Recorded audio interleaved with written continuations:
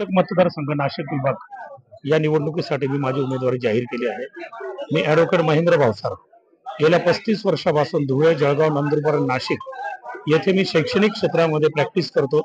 धर्मादाय आयुक्त आणि शैक्षणिक कायदे एवढ्या मर्यादित विषयावर माझी 35 वर्ष प्रॅक्टिस आहे आणि प्रॅक्टिस करत असताना माझ्या असं निदर्शनास आलं की शिक्षकांवर अन्याय जे होतात त्याच्यामध्ये काही कायद्यामध्येच काही महत्त्वाच्या त्रुटी आहेत, मूलभूत त्रुटी आहेत, त्याच्यामुळे त्याच्यात बदल करणं आवश्यक आहे।